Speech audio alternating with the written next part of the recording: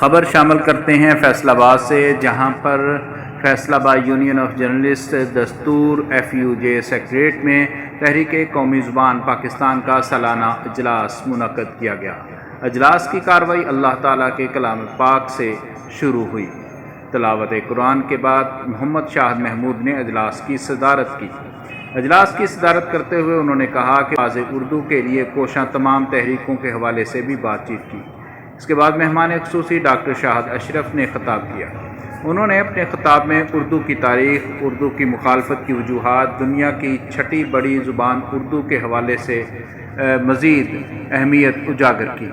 انہوں نے اردو کے خلاف سازشوں کے بارے میں تاریخی حوالہ جات سے آگاہ کرنے کے ساتھ ساتھ عصر حاضر میں اردو زبان کے مخالفین اور مخالفت پر مدلل گفتگو کی۔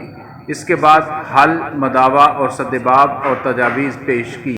سید زبر القان الحی زبری گیلانی نے اردو زبان کے ارتقاء پر تفصیلی اظہار خیال کیا اور اردو کے دلچسپ واقعات سنا کر تقریب کو چار چاند لگائے۔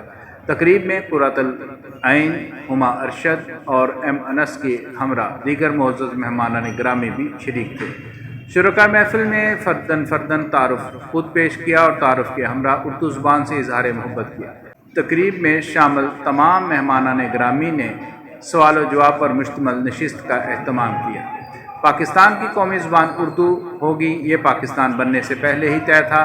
سال 1973 کے آئین پاکستان میں اردو زبان کو قومی زبان کا درجہ دیا گیا اور آئین کی روح سے طے پایا کہ اگلے 5 برسوں میں حتمی طور پر اردو زبان وطن عزیز میں ہر سطح پر یقینی طور پر نافذ کر دی جائے گی۔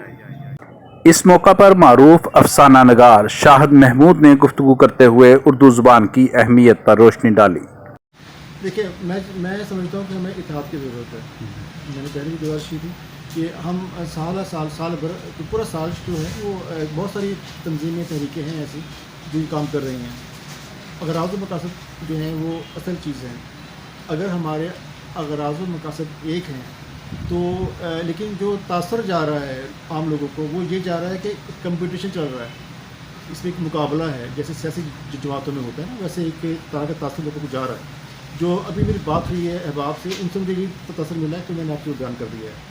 تو اس کو یہ کوئی جماعت نہیں ہے، یہ ایک موومنٹ ہے، ٹھیک ہے۔ تو موومنٹ جو ہوتی ہے ان کے اغراض و مقاصد ہوتے ہیں، تو ناک کے الگ الگ ہونے کے وہ کیجیے، یہ نہیں کہہ رہا کہ نہ کیجیے، بالکل جتنے زیادہ ہوں گے اتنی ہی اطراف سے حکام بالا کو اندازہ ہوگا کہ جو ہم اردو بولنے والے ہیں ان کو کن مشکلات کا سامنا درپیش ہے۔